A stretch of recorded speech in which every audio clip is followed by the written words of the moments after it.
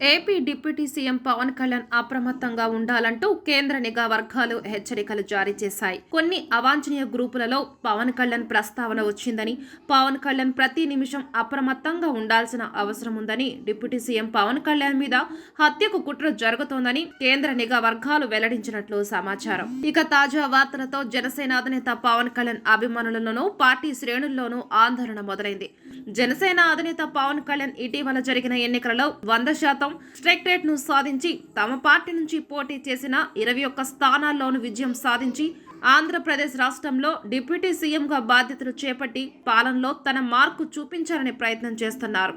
అయితే ఇదే సమయంలో పవన్ కళ్యాణ్ ను ఉద్దేశించి కేంద్ర నిఘా వర్గాలు కీలక హెచ్చరికలు జారీ చేయడం, పవన్ కళ్యాణ్ కు ప్రాణహాని ఉందని చెప్పడం ఇప్పుడు ఏపీలో హాట్ టాపిక్ గా మారింది. కేంద్ర ఇంటెలిజెన్స్ అధికారులు కొందరు ఫోన్ కాల్ ట్రాక్ చేసినప్పుడు పవన్ కళ్యాణ్ కు సంబంధించిన ప్రస్తావన వచ్చినట్లుగా, ఆయన పైన హత్యకు కుట్ర జరుగుతుందన్న అనుమానాలు వ్యక్తమవుతున్నట్లుగా చెబుతున్నారు. పవన్ కళ్యాణ్ నరేంద్ర మోదీకి సన్నిహితంగా ఉండడం వలన ఆయనపై విద్రోహ గ్రూపులు నజర్ పడిందని, ఎన్డీఏ కూటమి కేంద్రంలోనూ ఏపీలోనూ అధికారంలోకి రావడానికి పవన్ కళ్యాణ్ కారణం కావడం వలన మోదీ వ్యతిరేక శక్తుల దృష్టిలో పవన్ కళ్యాణ్ ఉన్నారని అభిప్రాయం వ్యక్తమవుతోంది. అంతేకాకుండా పవన్ కళ్యాణ్ హిందూ ధర్మాన్ని ఆచరించడం, ఆయన పూజలు, ఆరాధనలు, ఆచార్య వ్యవహారాలు కూడా కొంతమందికే కేటాయింపుగా ఉన్నాయని, అందుకే పవన్ కళ్యాణ్ పైన కుట్రలు జరుగుతున్నాయని నిఘా వర్గాలు హెచ్చరిస్తున్నట్లు సమాచారం. అయితే కేంద్రం నుంచి, జనసేన వర్గాల నుంచి దీనిపై ఎటువంటి అధికారిక ప్రకటన రాలేదు. కానీ AP deputy CM Pawan Kalyan